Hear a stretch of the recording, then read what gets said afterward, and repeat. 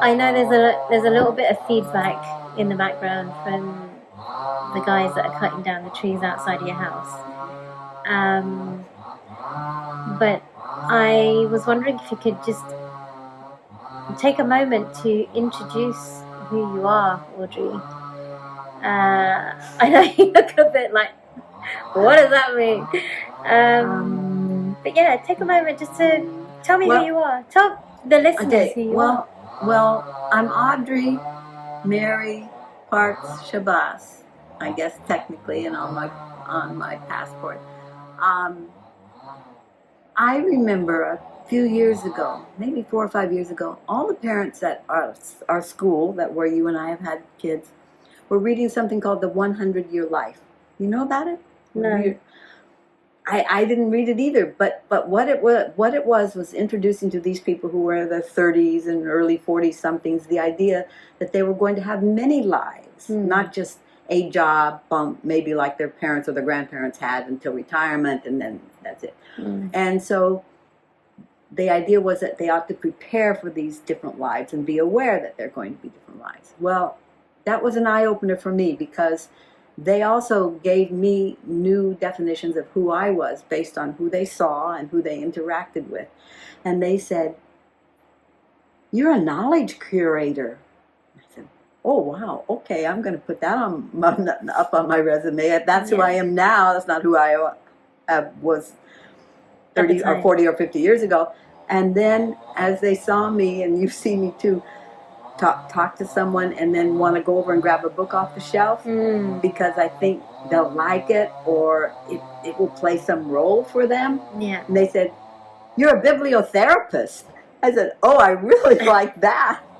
So I think on one of my online presences, that's how it introduces me: Audrey Shabbas, bibliotherapist, knowledge curator. Wow. That's incredible. But now I think I define myself as the reader of books to children. And it's just as important. It gives me it doesn't give me income, but it gives me everything else I need. Yeah. But in actuality, in the previous lives, I've been some kind of, not a Middle East expert, because my only Middle East language I have worked in is Arabic. So some kind of expertise on Arab culture and history and so forth, which is the predominant Middle East and North Africa, all North Africa. And then a classroom teacher, and then a teacher of teachers. A teacher of teachers. A teacher of teachers. Okay. Is that the last big role that you had? Yes, but I'm not as a talking head, right? Not as somebody who comes in and does a teacher professional. That was even the days before PowerPoint presentations, which now are old-fashioned, right? Well, it depends on where you go, but yeah. But very low technology, and I've got my blackboard or my whiteboard, and I'm doing something, and I've got everybody's attention because they're wondering what am I putting up there. So I'm modeling good teaching, as well as having a subject that I'm passionate about and that they can teach about. It's not difficult and it's not complex, no matter what other people say. Well, that's too complex an issue, I can't teach. No. So I made things teachable, and then I would have superintendents of social studies, history in school districts invite me back year after year because they said I was teaching them just to be good teachers. I would get interrupted. Despite the subject. She is role modeling what I want you to do in the classroom. Okay. Apart. So that was my. So what was it? What do you think? The big niche in my professional life was that before I came here to Bali. Okay. So what was it about the way that you taught? What do you think that was so unique? What is good teaching? Well, you're going to try to reach all the senses. You're going to do something auditorily and visually. You're going to bring your own excitement to the subject. If you're not excited about a subject, then don't teach it, right? You have to bring your own personal excitement to it, and anecdotes that can illuminate something. And being aware that I think somebody's done a study that says what you learned in school, in middle school and high school, you're only going to retain 9% of it. So being aware of, okay, well, what is that 9% I want them to take away? And it's usually a big idea, something personally transformative about that idea. Well, what doesn't matter what the subject is. Okay. And I've had friends who are college professors who will come and take my course for middle school and high school teachers and see what I'm doing, and then go back to their college classroom and teach that way and say, oh, all I did was I just stood at the lectern and lectured, right, and said, these are the reading assignments. Now I teach. Yeah.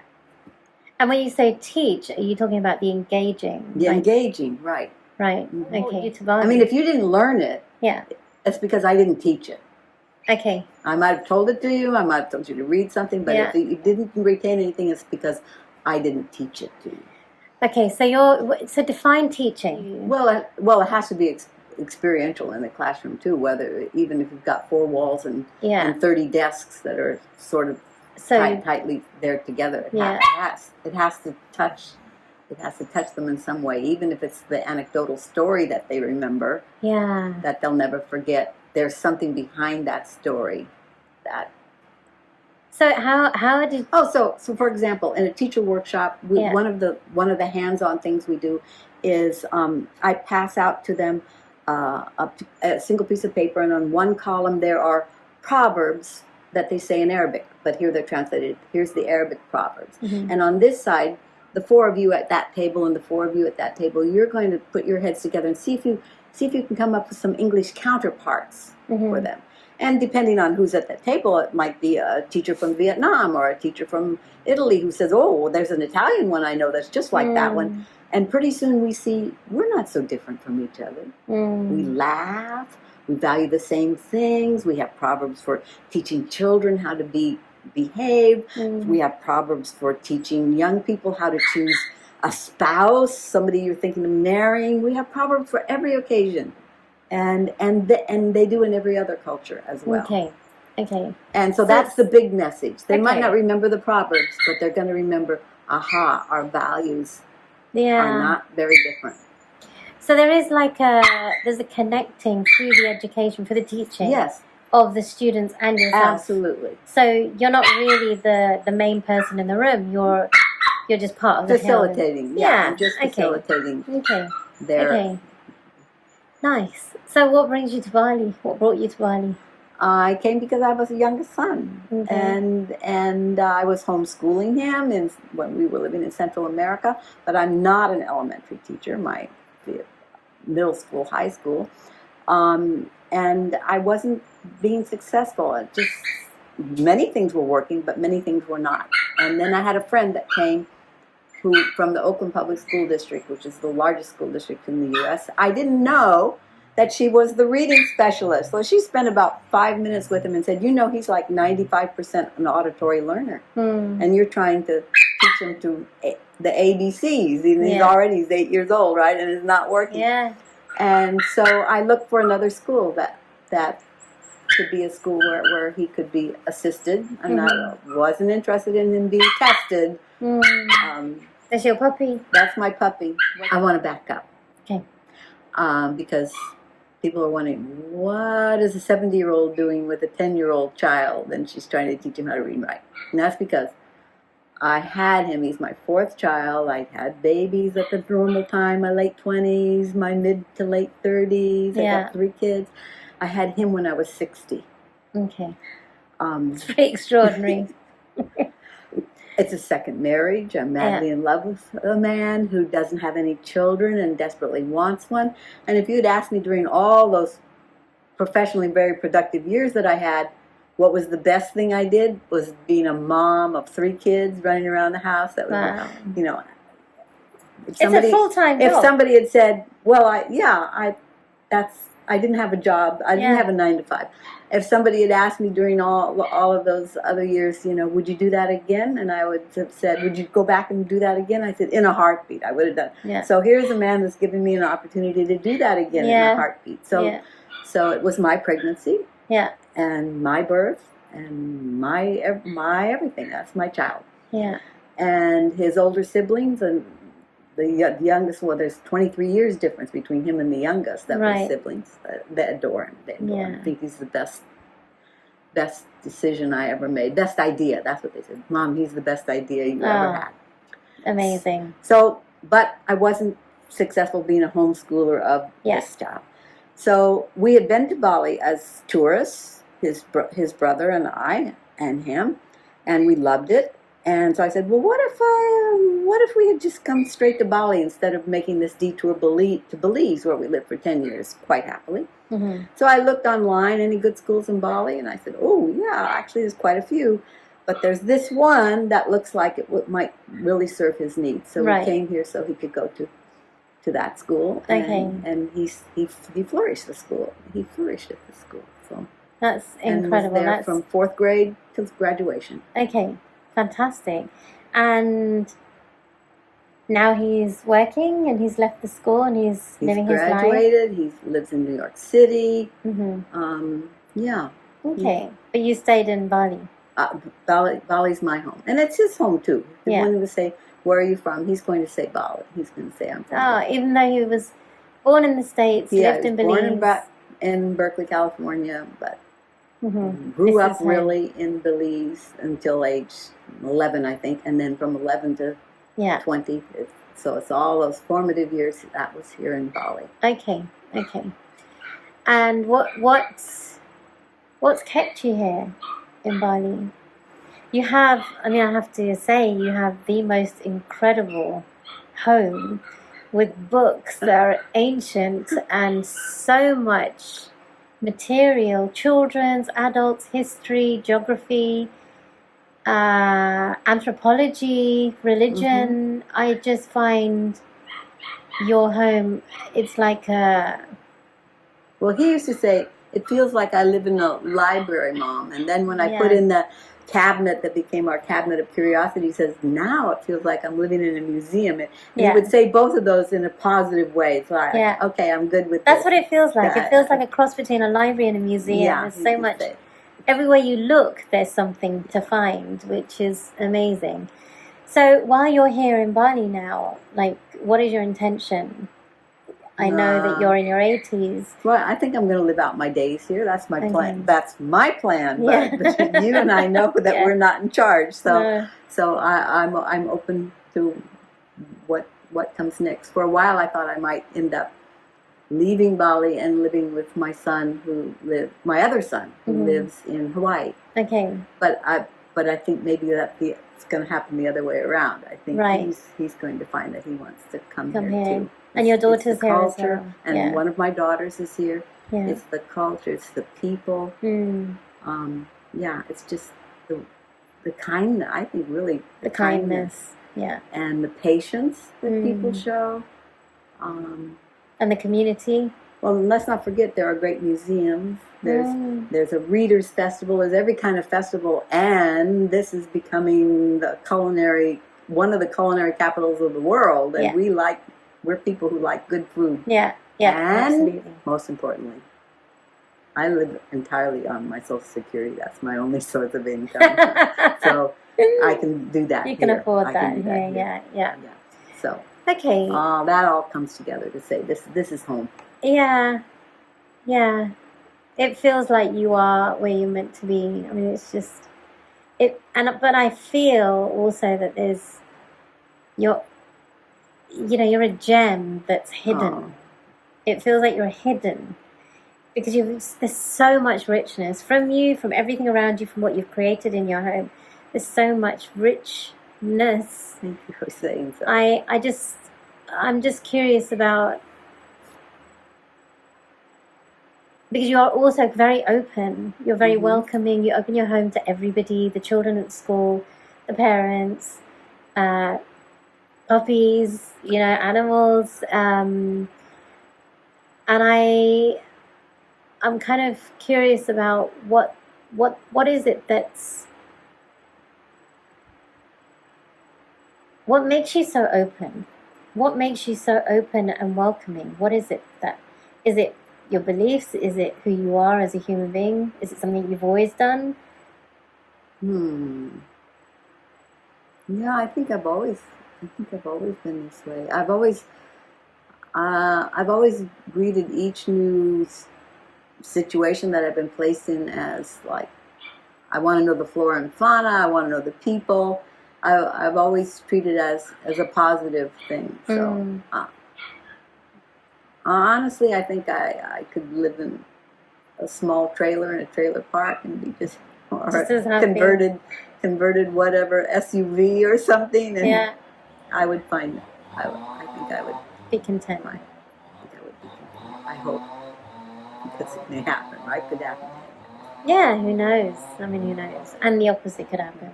You know, this just flashed in my mind. Once I did 1981 was the International Year of the Disabled Person. Mm-hmm. And I was asked if I would write another definitive piece, but for popular reading, for a magazine, about disabilities in the Arab world, because the Arab world. So I threw myself to that task, and in fact was invited to give that as a paper at one of the conferences that took place all around the globe. But this conference actually happened to take place in Libya, which, are you ready? The whole idea for having a year devoted to disabilities came from the Libyans at the United Nations.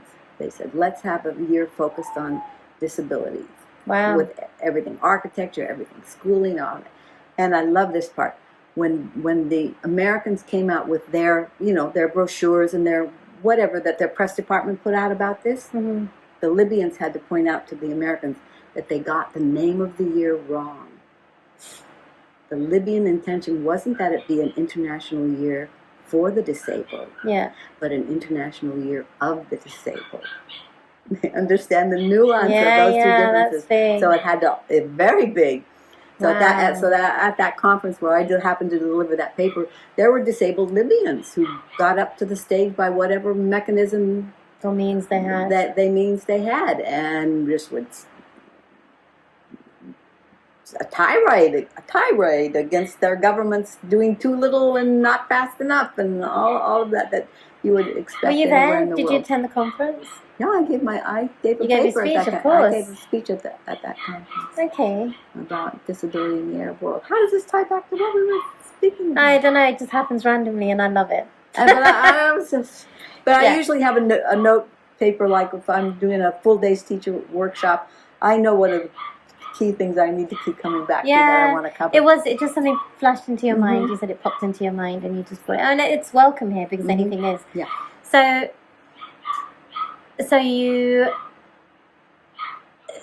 I am curious about how you are so passionate about the Arab world.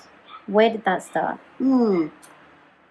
I think to be passionate about the world came from my mother. I think when I was 8 years old, she gave me this huge volume called, and if you look at one of those places where they include reviews, I don't know if they do that on eBay as much as on Amazon, but we're boycotting Amazon, so buy the book from eBay. It's called Richard Halliburton's Complete Book of Marvels.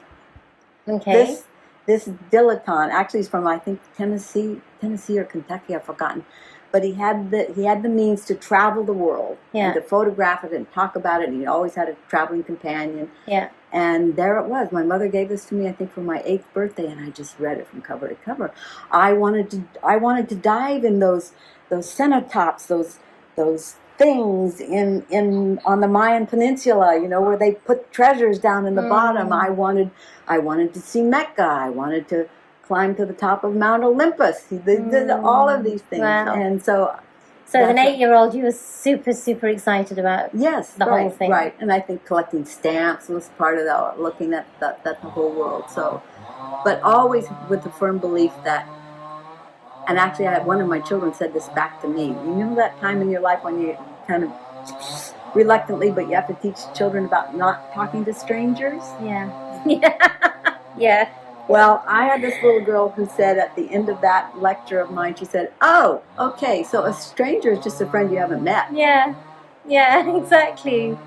They are teachers, right? Exactly. And I had to say, exactly. Yeah. I find it fascinating how we live has to adjust according to what education dictates in terms of health and safety. Right. And not everybody's a villain. But there it is. Yeah. It's like I wanted that. Yeah, and that's what you have. Because there's an international community here. And you've traveled a lot. Mm-hmm. And you've experienced a lot.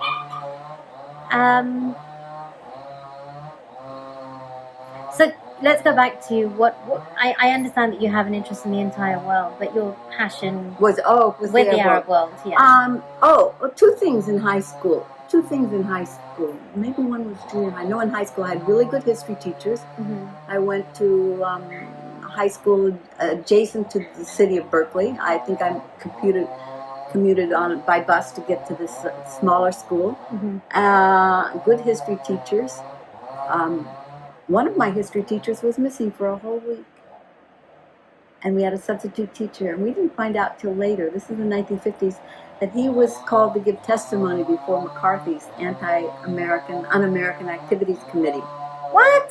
For teaching what he was, he offered a course called The Nature of the Non-Western World for high school students. What? The nature in the 50s. In the 50s. Wow. And so that was very suspicious. So I had good teachers. Mm-hmm. I remember doing a quintessential long piece on Islam that I was interested in.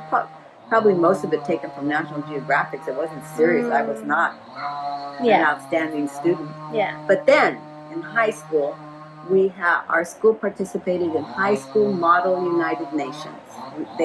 So the United Nations was created in 1945, and within 10 years there were high school kids doing Model United Nations. And so kids came from all over California to Berkeley. It was hosted at the university, and we represented countries. And both years that I participated, I represented our school. Yeah. You draw a name of a country from a hat. Both years our school had to represent an Arab country. Okay, and this was out of the hat. Out of the hat. Purely coincidental. And so to prepare, you need to role play their worldview. You have to interview people in the community. You find Arab Americans who are doing whatever. Yeah. You find that the San Francisco has something called the Office of the Arab League. You go and so you do that so that you can role play. And brilliantly, at the UC campus, the Arab Student Association gave a reception for all those high school kids who were representing Arab countries. I think at the International House on campus. Wow. And that was like so many stereotypes falling away. So I knew that I wanted to study international relations. And that's incredible. And then, because do they do that now? Yes. Green School participates in High School Model United Nations. Right. Over there, I've got a sign up there that says Chad. My son, who went to Green School, he had to represent Chad, the country of Chad, one year, and That's just a brilliant idea. I mean, you probably don't even need to travel to do that. You could probably just do it in the school. Yeah. Well, let's see. Did they do something first at Green School? They did something Bali wide, or maybe Indonesia wide, and then they went on to their finals took place, I'm going to guess Singapore. I can't remember where else it might have taken place. Okay. But so that's your introduction to the Arab world, and through the idea of international relations. Yeah. And so when did you start facilitating programs for people to learn about Muslims? Well, first I facilitated programs for people to learn about the Arab world. Yeah. And along the way, while I was doing those studies, I met this handsome young man from Baghdad. Okay. That's my husband and the father of my first 3 children. Right. So we made a life together. But if we were at a cocktail party or some such, and somebody would ask him questions related to the Middle East or related to Iraq or Baghdad, he would say, "Oh, you have to go and talk to my wife. She's the expert, right? Yeah. Not me." Wow. So that was it. And then because the need in America was to understand Islam, it switched. And where did the need come from? From immigrants. The United States, the State Department set up programs where they took in, 40 Afghan families, and we're gonna and worked with a community to settle those 40 Afghan families in that community. Look, one we've been hearing about in the news a couple months ago was about the settlement of this large Haitian community in where, Ohio? In a community in Ohio, right? Okay. Well, there have been times when they've settled Afghan refugees or Bangladeshi refugees in certain places, and then I would be going in not only to help, well, mostly to help the teachers figure out, who these kids are and who their parents are, and to do a cross-cultural thing as well as the basic what we need to understand. But that was also helping librarians and support staff at schools. What do we do? Okay, and so your curiosity and your education, your learning, led you to understand Islam and the Muslim world, etc., etc. When did you become a Muslim yourself? Well, obviously in all of those years where I was doing the scholarly thing, trying not to be a talking head, I hope I was teaching about Islam respectfully and accurately, and doing that in really good faith.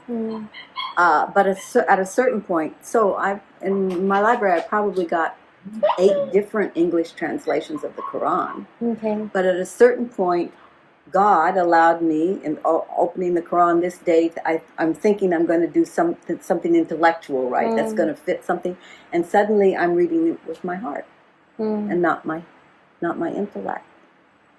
And I had to say, oh my gosh, I know you. I've always known you. We've had conversations. I've always had an intimate relationship with whatever we want to call it.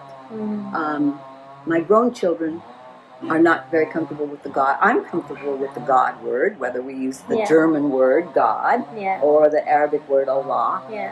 My grown children are more comfortable with the universe. And some people are comfortable with the divine. Whatever works for you is fine. But I knew that entity.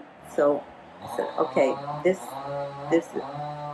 speaking to me. This is what I already knew, and that was already a part of me. So then I said, well, what does that mean? Well, that means that by golly, Muhammad was a messenger. He received this message, and it got written down pretty fast. I think I may have mentioned once that the portion of the Old Testament that is so much like the Quran is the Psalms of David, the Psalms or songs of David. And I think the reason that they made that 2,000-year gap between the time that David composed or sang those songs and they actually got written down, it's because they were songs. They didn't get changed. We remember the lyrics. We remember it exactly. And so it's pretty powerful. Yeah, it's amazing. So when did you take your Shahada? When did that happen? I can't remember. I think 1992. Okay. So that, for me there, that's recently. Yeah. In 1992, I was 50 years old. Yeah. And where was that? In Cordoba. Okay. My husband and I had made a trip to Cordoba and to Al-Andalus, the Islamic part of Spain. It's Al-Andalus. And we were visiting the Great Mosque in Cordoba. And he just said to me, he said, this is things happen by Allah. You have something that you've come to this mosque to do. He just sensed that. He said, I'm going to go back to the hotel. And I'm like, because he wasn't a Muslim. My Baghdadi husband was not a Muslim. He was a Christian. But he was cool with that. If you ever asked him, he would say, by religion, I'm a Christian. By culture, I'm Muslim. Or he'd say, my culture is Islam. What informs me of the world and me and my place is Islam. So interesting. Okay. So he went back to the hotel, and I just made Shahada all by myself in front of that beautiful mihrab, foregoing the instructions that I should do it in the company of other people or an imam or anything. No. It's just because it's always been one-on-one. Yeah. Have you been on Hajj? Yes. See, I have not. I've been on, but Inshallah, but it may be the same for, I've done Umrah twice, Okay. but the whole, in Umrah too, but in Hajj in very particular, nothing's organized. Nobody's telling you what to do. There's nothing you do at this hour of the day or this hour, except at the call to prayer. Yeah, you stop whatever you're doing in your pilgrimage. Yeah. And do that together. The rest of the time, it's a personal conversation, you and Allah. It's not about anybody else. Yeah. And well, you're constantly saying, "I am here, God. I am here." Right. So it's the promise of a one-on-one conversation and relationship. Yeah. And I believe that I had that before. Yeah. I was a Muslim. Yeah. Wonderful. So I want to kind of turn our conversation to a different type of trajectory, because I'm sure you're aware of what's happening with our world in terms of the climate. I know you know what's happening politically and even economically, but in terms of climate, one of the reasons that we came here was for Anissa to become more familiar with what's going on, and particularly at Green School to be more intuitive in terms of what direction she wants to take rather than being told which direction to go in.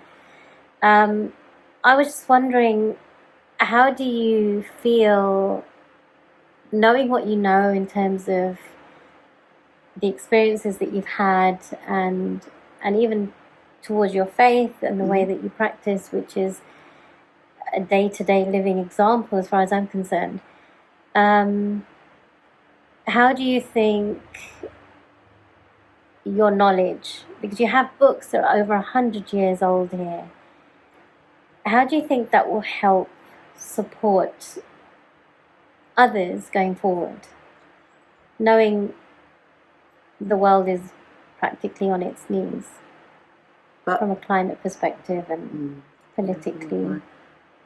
But I think the world has been in that place at other points too. And I think that everything that we think is new is not old. It's old. Just a new experience now. Right. Yeah. Right.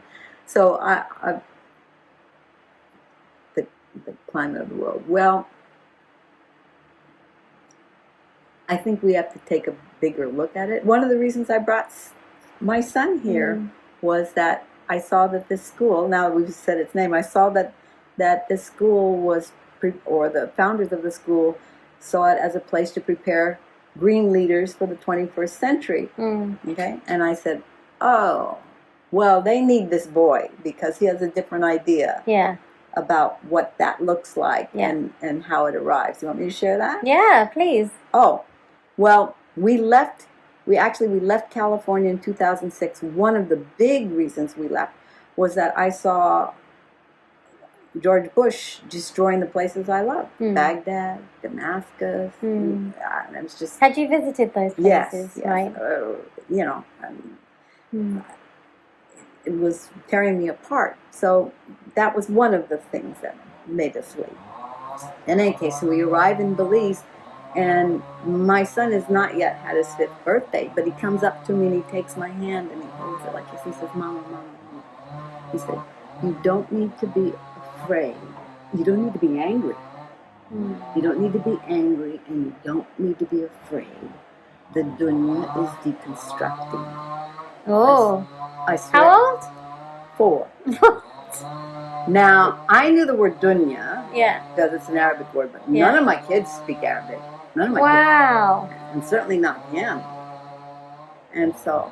Where did that come from? That's what I said. I said, what, sort of, what does that mean? What does that mean, the dunya is deconstructed? And he took his little hands, he said, this world that people think is real, it's not real. This dunya, that's what people think. It's not real. And it's all coming apart. And it's okay. Wow. That's profound. You don't need to be angry. You don't need to be afraid. So I said, okay. So we need leadership for that next phase, for that rebuilding of it when it's all come apart. That's the task. It's huge.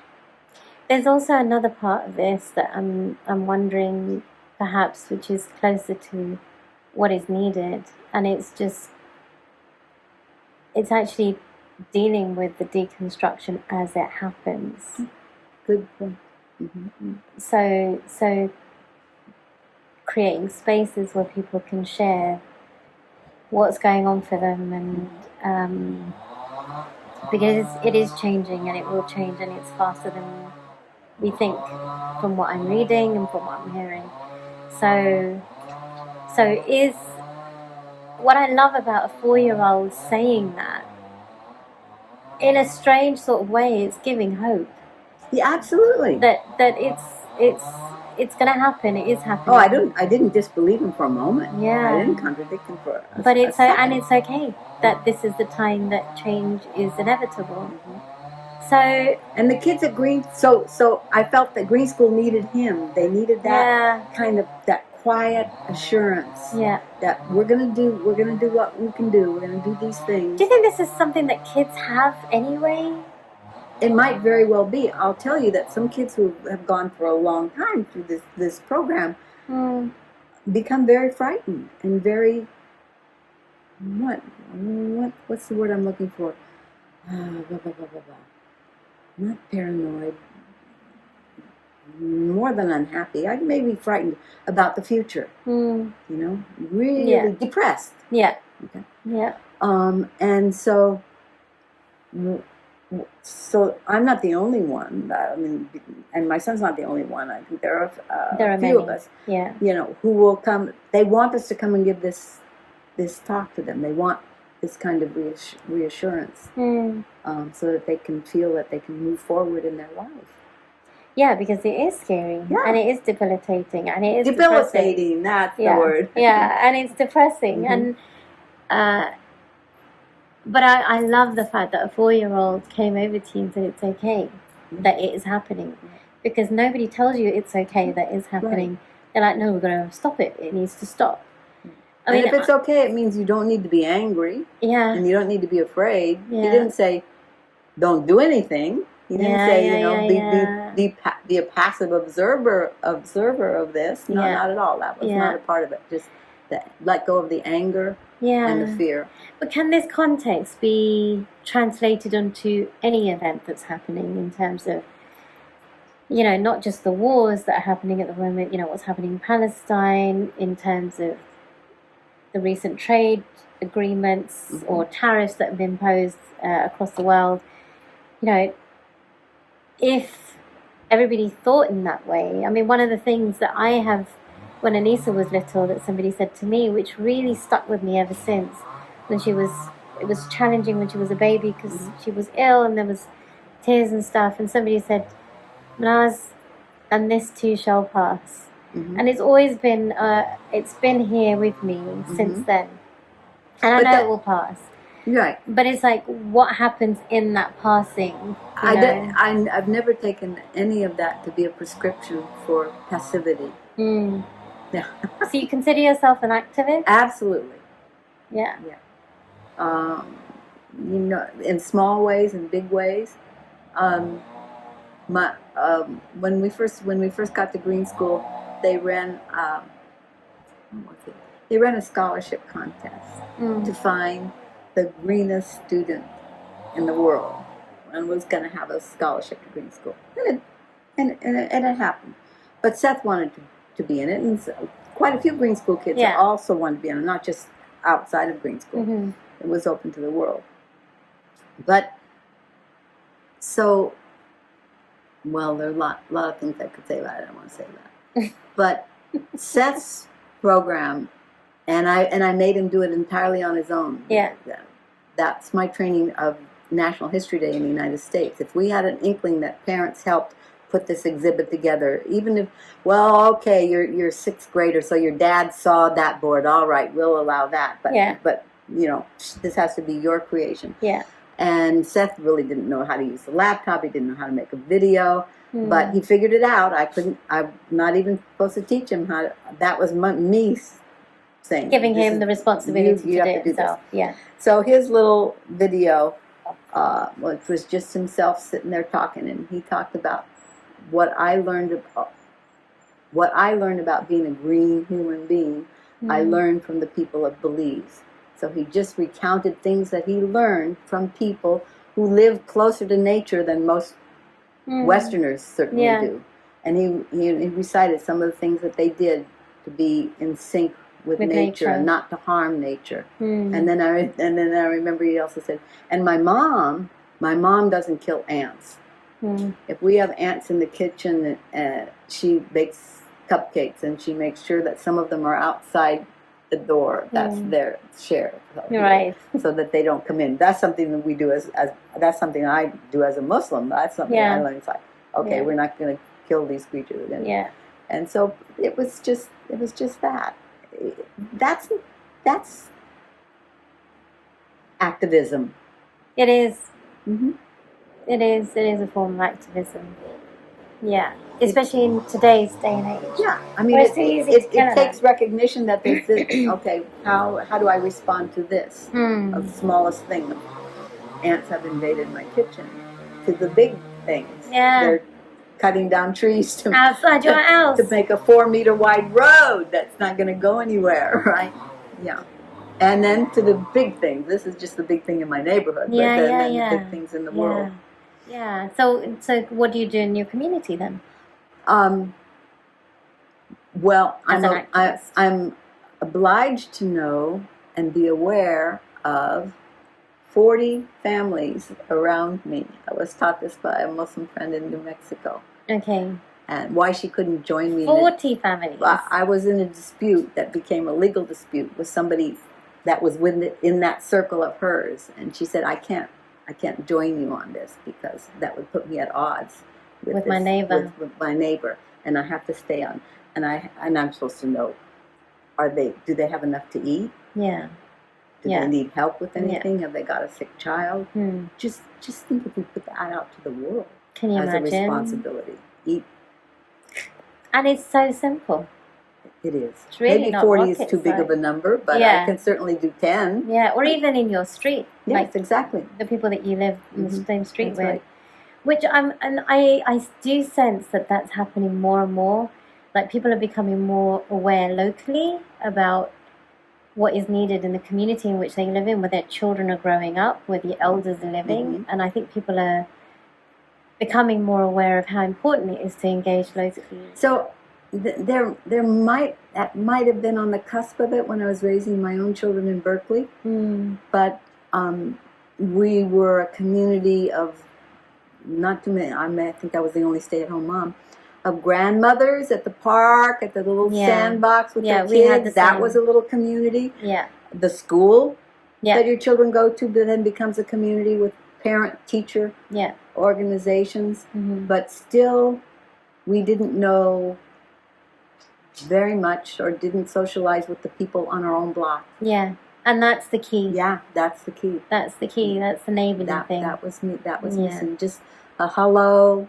Yeah, and but not real engagement. Not engagement. Yeah. Okay, so what about internationally? What's your activism there?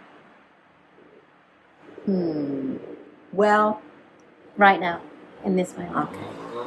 Because it could change.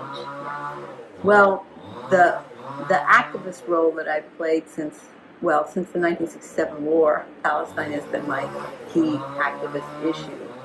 And right now, isolated as I am, we haven't had any demonstrations here, right? There's no reason for me. I guess I could fly over to Jakarta and be in a big mass demonstration. I'm not even sure they take place. Number one, because I don't have any TV. Yeah. So I rely on the internet for my news. Yeah. I'm sad to say that mostly it's my Facebook presence. Okay. I'm very aware of those 700 or 800 people that follow me on Facebook. And sometimes I'll post things that to my activist friends who are active on Palestine, who are a piece of my Facebook presence. Like it's a baby step. Yeah. Yeah. But I have a sense of where people that are on my Facebook posts where they are in terms of their background knowledge and their ability maybe to commit to something. Yeah. So for some of those people, a thumbs up is like, okay, that's You've touched something. Right. So that's my teaching. That's my major teaching. Okay. My activist role. Right. Okay. And I know that from the conversations that we've had so far, how many people you know, like in politics, in education. I mean, you're very humble about the whole thing, but I know that you have a lot of connections. Do you use any of these connections with your activism? Actually, most of them have passed away. Okay. How old are you again? I'm 83.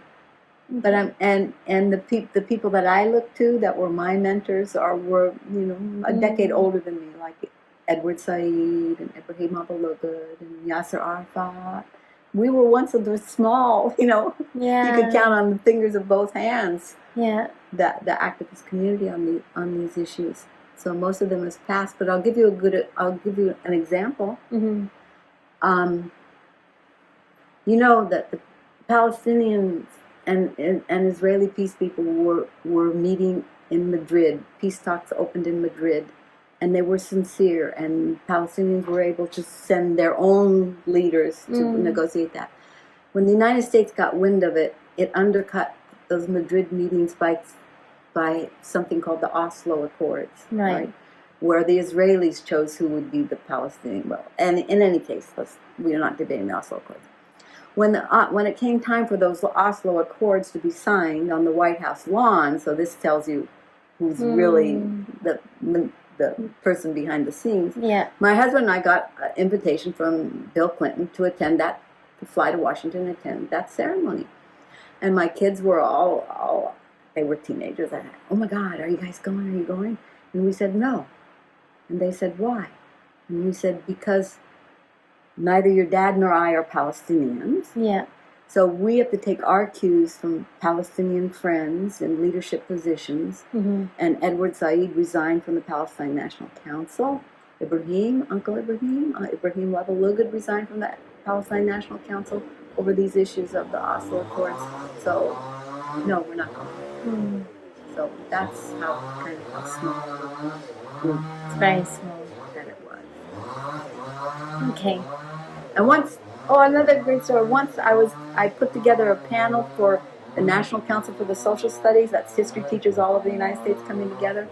And it was a panel about Middle East. Was it a panel on Palestine? It was a panel on Palestine. Mm-hmm. And Congressman Pete McCloskey, who was a sitting congressman at the time, was going to chair the panel for me. And we had Israeli peace people, we had Palestinian activists were going to be on the panel. Yeah. That was what year was this? I'm going to say maybe 86. 86. I'm not good with dates. Okay. I had put 5 proposals together. It was going to be one called storytelling, what we can learn about Islam from folktale traditions, of art, of all kinds of things. Mm-hmm. And I heard back from each one, but I didn't hear back of confirmation that the Palestine one had been accepted for presentation. And I have people waiting for me to arrange their flights to wherever it was that was held. And so I called them and they said, oh, didn't you get our letter? Didn't you get the letter? There isn't room for that one. There isn't room for that one. Well, I knew what that meant. That Zionists didn't want that one to be presented. So I looked on who's the what do you call it? The keynote speaker at this meeting is Ali Mazruri. Do you remember him? No. Dr. Ali Mazruri. He's a Kenyan scholar.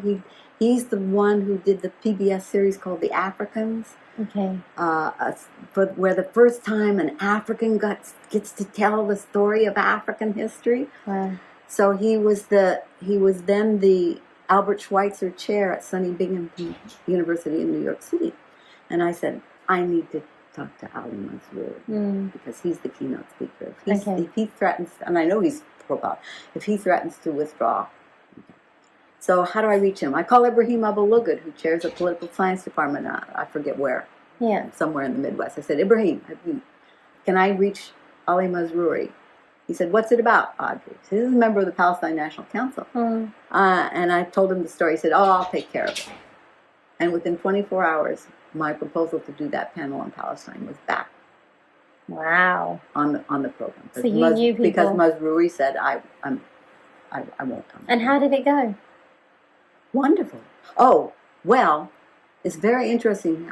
It was a packed room. Yeah. It was a packed room. And the Zionists in the room didn't offer arguments to what was being presented. They didn't counter any arguments. They just would stand up and shout and make it very uncomfortable for people.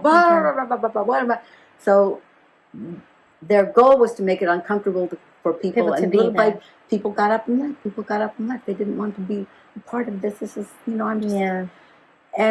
But the people that stayed in the room got angry because they understood what was happening, and it went forward. So it was okay. But even that was probably needed for people to see, become aware. Yeah.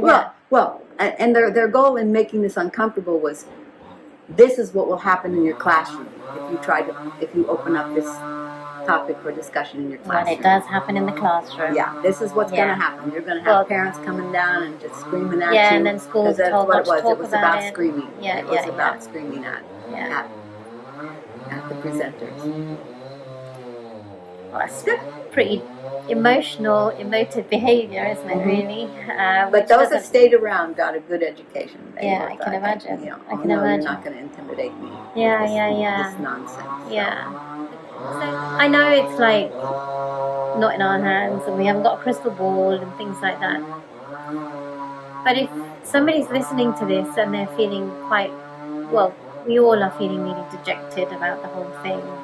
Oh, I am so hopeful right now. See, this is what I love about you. Because look, what I was describing, me calling a member of the Palestine National Council who's calling the Mazruri, we were just like friends. And if we met at the United Nations, there might be 30 of us out of the whole world. Yeah. Look at now. It's not in the hands of America anymore. Yeah, it's bigger. It is bigger.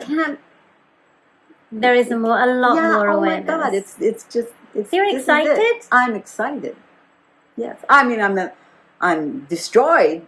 Yeah. About the price. That's been paid. Yeah. By children. Yeah. But the possibility of seeing someone else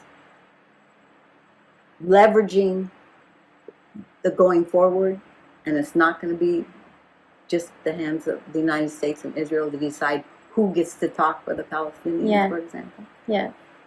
And because the rest of the world knows I don't know if you know this about the American media, but Americans think that they may talk about a two-state solution. They don't know that the United Nations already recognizes Palestine as an independent sovereign state. It just has this problem that the UN can't resolve, and that is there are soldiers of a foreign country in that Palestinian state, and there are settlers of a foreign country who are in that Palestinian state, and how do we get them out of there? That was voted in 1989. 126 countries said Palestine exists. They have a seat at the United Nations. They're no longer, it used to be that the Palestine Liberation Organization and the African National Council were observers. No, Palestine is a full member of the United Nations. It is. I've seen it. 126 members. Yeah. 2 countries only, there were, I think, 108 voted for it, 26 abstentions. Yeah. 2 countries only said no. Yeah. Well, that's a huge sign anyway. Yeah. So if that's it, and the whole rest of the world, there are embassies of Palestine in every capital city in the world. Yeah. Here in Jakarta, and not just Muslim countries, everywhere in the world, there are ambassadors. Except in the United States, they think they have no idea that this is even taking place. Yeah, but it's so, I hear you in terms of like the awareness is growing and people are recognizing, even the word But Palestine. They're demanding, they're not just aware. Yeah, they are demanding. But it also feels like the power to do anything about it is not in our hands, but actually it is. It is. And the media has a lot to answer for. I think that's the thing that kind of brainwashes or gives people media. a perspective. I don't watch TV, so I just watch the Western media But I came off social media. I stopped watching the media in early 2000s anyway. But I feel like I do sense that if it wasn't for social media, we wouldn't know half of what was going on in Palestine. Right. So there's a good and a bad. There's a yin and a yang. Mm-hmm. It's like the light and the shadow is everywhere. Right. There's no hiding it anymore. No, it's there. It's open. Everybody knows. Everybody. No matter how much people are emotionally attached to one way or another, mm-hmm. the facts are there, and you know there's a lot of murdering going on. So you're saying that you're feeling hopeful because a lot more people know and there's more awareness. What would you like to see have happen? Oh, that's not that's not up to me. I'm not Palestinian. See, I love that answer. No, people used to say, even when those activists, those heady activists, stays at the UN or something, said, "Oh, will you support a two-state solution?" I said, "That's not my business. Yeah, that's the business of the Palestinians. Yeah, I'm just here in solidarity to that's all. Whatever they want. Whatever they want." Mm. And they didn't want the Oslo Accords. That was a horrible day. Yasser Arafat basically agreed to negotiate unilaterally. This country, so that block was missing. Now that block is huge. That wants something. Okay. So you want what the Palestinians want. And I know they want their freedom. Because I believe in self-determination. Yeah, for every human being on the planet. Exactly. Not control over others. And that's what the Arab country... There weren't a lot of countries that were members of the United Nations in 1948 that made that decision to divide Palestine.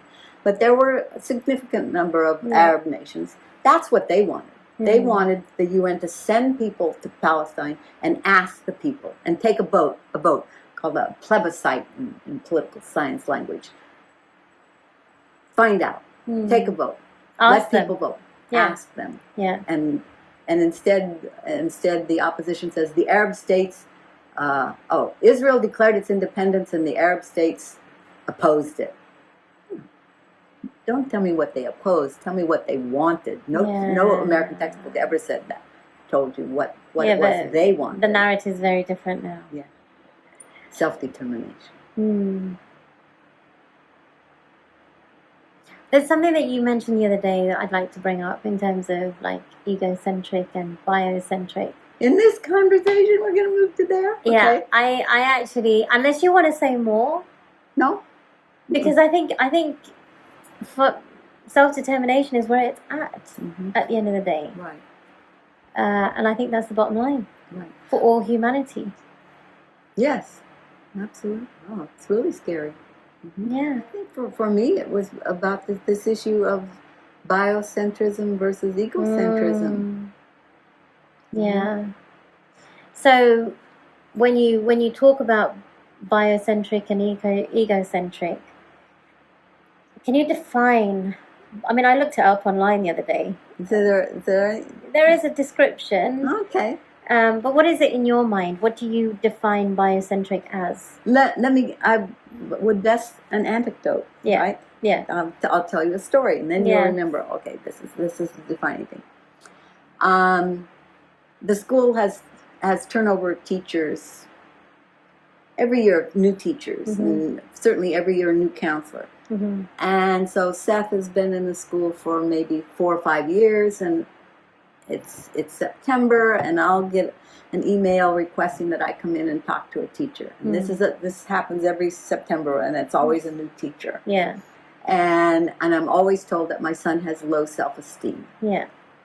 And so that's where at first it was just me trying to explain, and then I came to understand, it's because you're judging self-esteem from attributes of personality.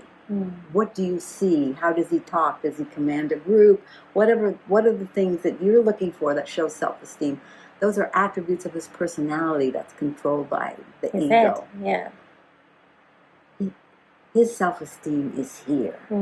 it's so full. It's so fully driven, and it's just fine. Okay? So, but then again, this is mom talking, right? Yeah. I could see the person over there thinking, oh, okay, this is going to go over. So as I'm leaving school, I meet teachers that have known him for 2, 3, 4 years. I said, oh, I just had the meeting about having low self-esteem, and they go, "Ha!" So they know. They know. Yeah. They know.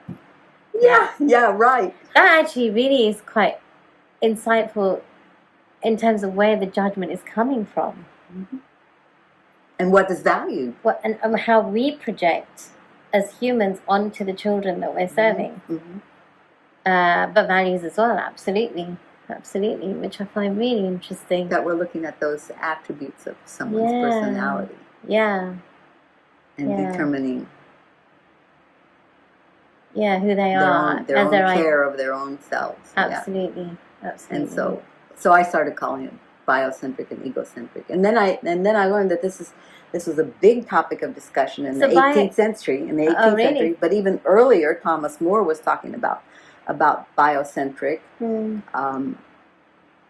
But then it seemed that Freud sort of put the kibosh on that, right? Oh, that's that soul stuff, and there's no such thing. Real. Soul isn't really real. Like, we're all governed by this. Yeah. And and the impact of that is very obvious. It's very obvious. Yeah. And you know what? I love, Audrey, the way that you just use a story as an anecdotal example of what this means. Do you think an environment like the Green School actually helps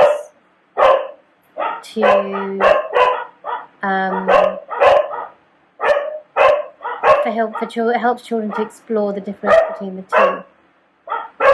I think they could do a better job with the biocentric aspect of it. It's always been a kind of a touchy-feely thing. Oh, we're going to spend 20 minutes on mindfulness today, and maybe with exercises or something. That's not what we're talking about. We're talking about go and sit in a tree for a couple of hours. Give the kid a spade and let him dig a hole and sit in the ground. Just let them be. Just let them be in nature. And don't. I mean, so here I have this son who I'm telling you is like, he's bio. He's the the dunya's deconstructing. Here he is, and he's having to sit in a session called mindfulness and writes a paragraph. Oh my God! It's like But it's a nice concept, but it's not that. It's not the way. It's not really where the kid is driven. Do you know the use of Ali translation of the Quran, the English translation of the Quran? Yes, he did that in the early 30s. Yeah. He translates a word that God uses as mindfulness. Be mindful. Be mindful. Be mindful. Yeah. It's not an active process. It's not a buzzword of the 21st century. Mindfulness. So be mindful and reflect. Right. So see, everything that we think is new, mindfulness. No, it's already been there. It's there. And even from my professional standpoint, where I look at coaching as a profession, I might make myself unwelcome here, but you've gone from capitalism to therapy, which is holding the people that are in capitalistic society to explore and go deep, etc., and it's questions related to your mum and your dad and your upbringing and your parents and blah blah. But then that's evolved to the next stage of coaching, which is more a soul-aligned spiritual space, as far as I'm concerned anyway, which has actually got me into a lot of trouble because I've let go of the bodies and the thing. No, there was a third little wave in there, in between on the couch, let's explore your past history and maybe your past lives, to coaching, and that was because my husband was in the mental health field, and he was really big on I can't think of the term. It's behavior modification. Okay. Yeah. Right? We're not going to look at all of that past. We're just going to deal with the now. behavior. We're just going to deal with the now. Okay, and fix things. Yeah, and that's where coaching has come into play. So it is about the now. Okay. Coaching is about the now. It's not about looking at the history and things like that. So that must have evolved to coaching. Sure. Mm-hmm. Which is now become. So people don't use the term behavior modification anymore. No, I mean, because that's pretty active, and somehow It is. Well, coaching is very reflective, as far as I'm concerned. All right. I mean, there are different ways of coaching. It's very reflective, but also it does touch on the behavior, because we, as at the level of identity, we are not our behavior, but behavior is always purposeful, because it depends on the beliefs, the situation where we're at right now, and the behavior responds to that. So, as far as the identity is concerned, we are who we are, and we're not. The behavior doesn't touch it, because you go into a child and you say, "You are naughty." We're associating their identity to being naughty, and that's then who they think that they are. But they're not. They can be naughty, and they're more than that. Right. But I think of behavior modification as like, we're going to reward what we regard as good behavior, and we're going to just ignore. The bad behavior. I mean, give it the attention that we give to good behavior. Yeah. I'm doing that with my new puppy now. I have a new puppy. Yes. And scolding her doesn't work as good as loving her, because she wants to please. So if we make that connection, she wants to please me. I can see that. Yeah. But not if I ignore her. I need to give her daily attention, and then when I want good behavior. Isn't this all related to anthropology, though? That's the study of humans and animals, and then this is what it's saying time and time again. It's how we look at the behavior, and it's not really about the behavior. And so when we see behavior and we give it a punishment, that affects the human at a level of identity, and they think that they're bad, and then that causes more behavior of the same. Of course. So it's really interesting, and I do find now, even Bali wasn't really a conscious choice; it was the school. But but the country and the way that people live at a very hyper-local level, the local community, and they resolve their issues without getting somebody with a notebook and a policeman saying, right, what happened here? And it's the Banjar system. It's just brilliant. It's amazing. And I was aware of that kind of. I was aware that takes place in the Middle East, and in fact, Laura Nader, that's Ralph Nader's sister. He has more than one sister. I can't think of the other one's name. Laura was the first woman to become chair of a department at UC Berkeley. She was the chair of the anthropology department. And she initiated a new field of study called law and anthropology.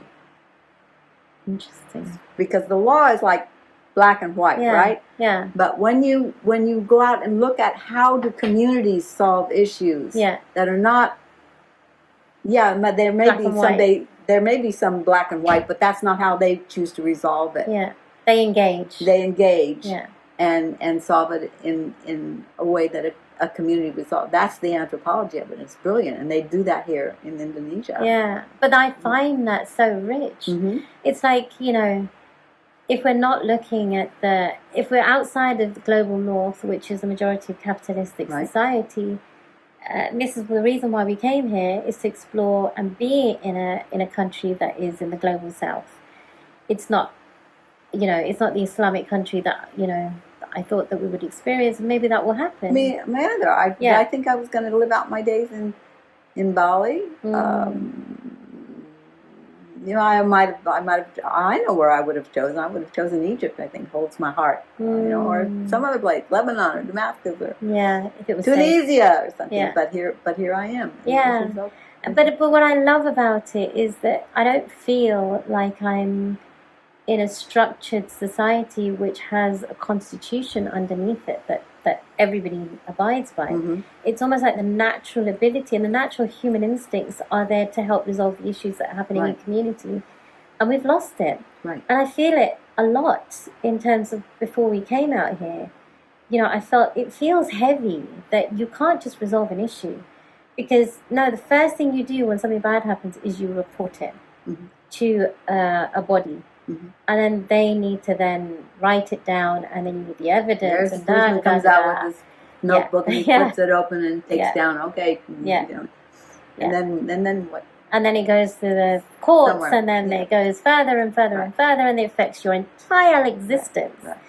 And I find that being here has taught me that none of that, it's just noise that is not required, because you can resolve things. I've seen, you've told me about the Banjar resolving issues in community between people. Yeah.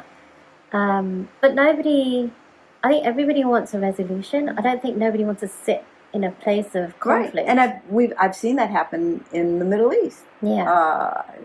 And Laura Nader was very familiar with that, because the Naders are Lebanese. Zahle, Lebanon is where their family's from. So she saw it as a young adult, visiting the homeland of her parents and seeing how issues get resolved. It can be technically a case of manslaughter or whatever it is. But if this man is responsible for my losing my husband and the support of myself and it doesn't do any good to put him in prison. How does that help us? So the community would decide by whatever means, but it would be something like, okay, you continue to work, but you're going to provide support for this woman and her children, make sure the children go to school if they want to go to university. I mean, whatever the community decides is applicable, but they now become your responsibility. Yeah. And locking you away somewhere isn't the answer. Doesn't serve the community. Yeah. Doesn't serve the community. Yeah, but it's also... So that's just like one example. I was in a medical office one day in Berkeley, and I was telling this story to an elderly gentleman, now I'm the elderly woman, about how this works in the Middle East. And he was from the American South. He said, in the American South, in my community, I forget what state it was, he said, if you killed somebody, they tied the body of the dead person to your body. As the murderer? Yes. And you had to live with that body on you. What? Walking, waking, sleeping, eating, whatever, bathing. You off. I forget for how much, a week, for a long time. Yeah, a week would be an enormous amount of time. A day would be more than enough. A day would be more than enough. Yeah. So that was that community's way of dealing with it. Instead of taking your life, a life for a life. Interesting. Wow. When I heard that, I said, oh my God, I wonder if Laura Nader knows about that. That will just actually stop anyone from committing any sort of murder of the sort. If you were... I'm going to ask a really hard question. If you were the leader of the world, what is the first thing that you would do? What? Yeah.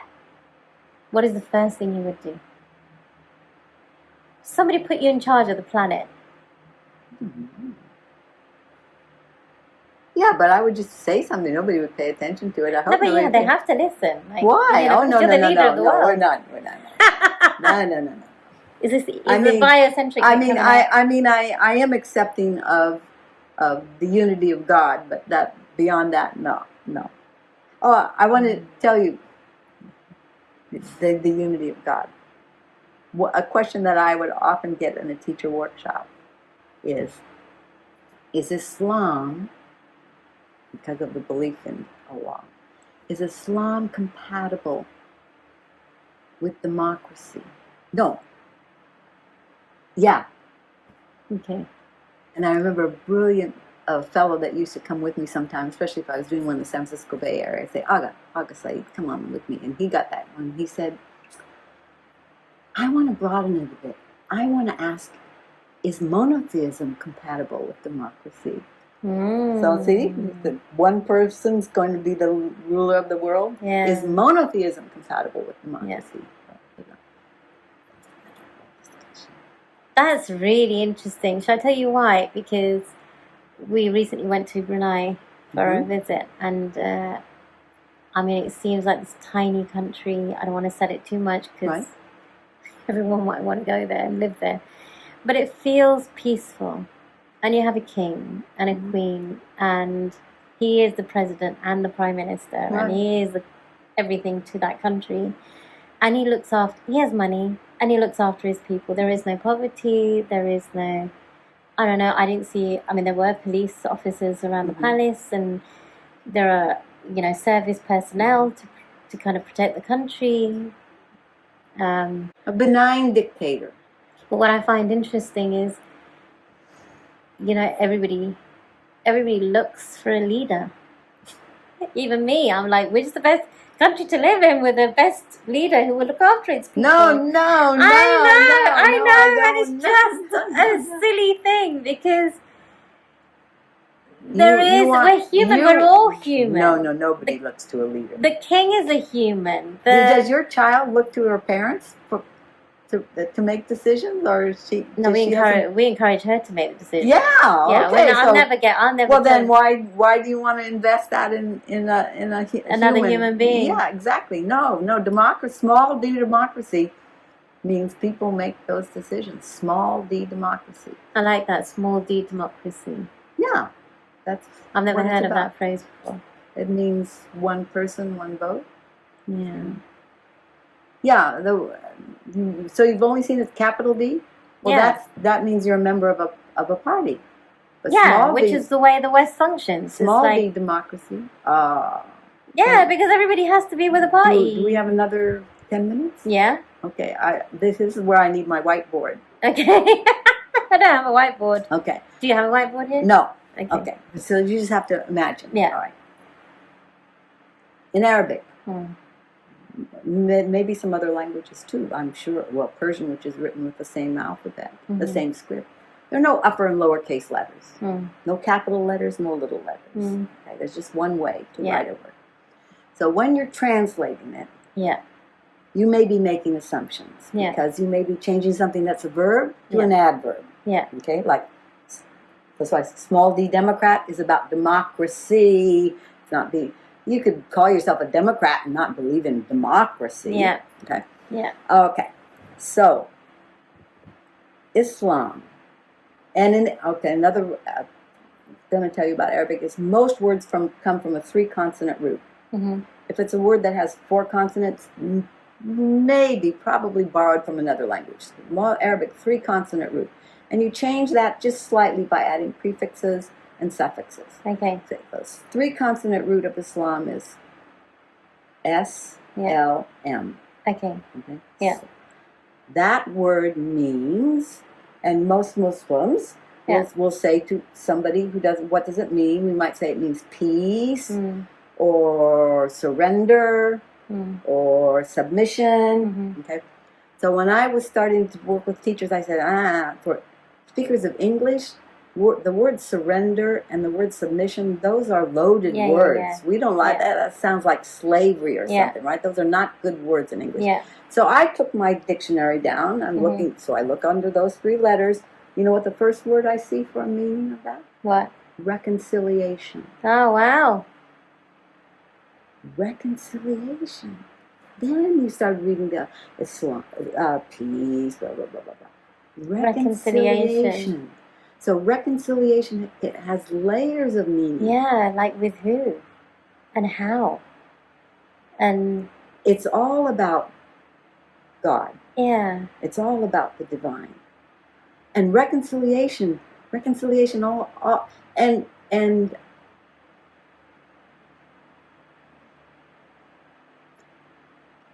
I don't want to say something that's not true, so I was thinking of its counterpart in Hebrew, which is shalom. So people know that means peace, just like salam means peace. But that idea of reconciliation also has with it does bring peace, because all the loose parts, all of these things that are swirling around in your head and it all comes together. It's all reconciled. It's not just about human reconciliation, but it's about disparate pieces and ideas become reconciled. Boy, they do, don't they? Yeah, they do. So, and all of all of those words describe a relationship with God. Yeah. Reconciled, peaceful, peaceful as in non-violent, submission, surrender. Okay, blah, blah, blah, blah, blah. Okay, you see that. Okay, the Prophet Muhammad embodied all of those. Yeah. The Quran tells us that Jesus and Abraham embodied all of those, particularly surrender, submission, Abraham too, Moses, submission, surrender. Okay, so now, so you change this 3-consonant root that describes a relationship with God, and you put a in front of it. You're talking about the embodiment of that relationship in a person. Yeah. Okay. So if a person embodies those things, then in Arabic grammar, the only word for that person is Muslim. And remember, we're talking about small case letters. This is fascinating. It's the only word. Yeah. So of course the Quran says Abraham is a Muslim and Jesus is a Muslim. We wouldn't want it to be called something else in Arabic. So it's the Arabic word. It's the Arabic word for that thing that embodies all of those qualities is a Muslim. When we spell that with a capital M, we've made ourselves into a private club. Oh yeah, I got a membership card right here. See, capital M Muslim, and it means I got to stand in that line but you got to, if you're capital C Christian, you got to stand in that line. So, which is egocentric, it's not biocentric. And divides us. So it's not biocentric. And it divides us. Yeah. It makes artificial separation. And since those other faiths also come from the language with the same roots, no capital letters, no small case letters. Well, how do we change that? When we start putting capital letters, we make divisions between our heart and our ability to act in the world. Yeah. Because we're forcing people to stand in different lines. Yeah. Yeah. No capital letters. Small M Muslim. So it's quite natural. So sometimes it's actually quite humbling to hear you talk like that. Sometimes I mean, I will describe when people say, "Are you a Muslim?" Because, well, first of all, I remember that when I was a child, my mother taught me. Maybe I'm going to go around the world, and somebody's going to ask, "Are you a Christian?" My response, if you'd asked me then, "Are you a Christian?" My response would be, "I'm trying to be." I'm trying to be. It's a journey. I understood that it was a verb. It's a way of being. It's not a club. Yeah. Okay. Yeah. So I took that same one, and especially when I did the Arabics, no capital letters. All right, this is a verb. This is a So if people ask me, "Are any of my children Muslim?" Right now, I'm very comfortable to say 2 of them and possibly 3 of them are small M Muslims. Yeah. And that's enough. That's the most important, right? Yeah. A small M Muslim. Because who knows where their journey will end up. Right. And even you understand that means they haven't made their shahada. Yeah. Right? They haven't declared I am a Muslim. Yeah. But they're in that. They're the meaning. They're in the meaning. They're a small M Muslim, like I'm a small D Democrat too. I believe in that. I try to practice it. So no, I'm not going to be the leader of anything. I mean, unless I'm elected. And then? Okay, if I'm elected the president of the stamp club in 6th grade or the president of the international students on college campus, which I was, that's different. That's democracy. That's small d democracy. That's what we said earlier called self-determination. I find this whole thing fascinating. I could talk to you for hours. I could talk with you for hours. Thank you so much. Thank you, my dear. Thank you so much. Is there anything you'd like to end with? I know you find storytelling incredibly powerful. I mean, I do too, but I'm surrounded by storytellers here in Bali. But you can see that my stories are illuminating a big question I want you to grapple with. I remember the one time that Green School allowed a thematic to be about Islam, and it was going to end in a banquet in that's my curriculum, in the Alhambra Palace. And I had to get it down to a single nugget. What is this about? I said, okay, teachers, here it comes. This is Wiggins and McTee, who are great curriculum designers. I said, it's always about you. The teachers have a basic question. They don't just say to the kids right on the board, this is the big question that but everything you do has to revolve around this. I said, if it's about Islam, then I want the big question to be, what is the purpose of knowledge? Mm. And so all of the stories, everything you're doing is going to help you on that journey to come to some kind of answer to that. What's the purpose of knowledge? Thank you. Can we leave it at that? Yeah. Thank you. Thank you so much. Thank you. I love you. I love you. I'm so glad you've come into my life. Alhamdulillah. There's always a reason for everything. Beyond the reason of the reason of the reason. That we think is the reason. Yeah. The school brought us here. Exactly.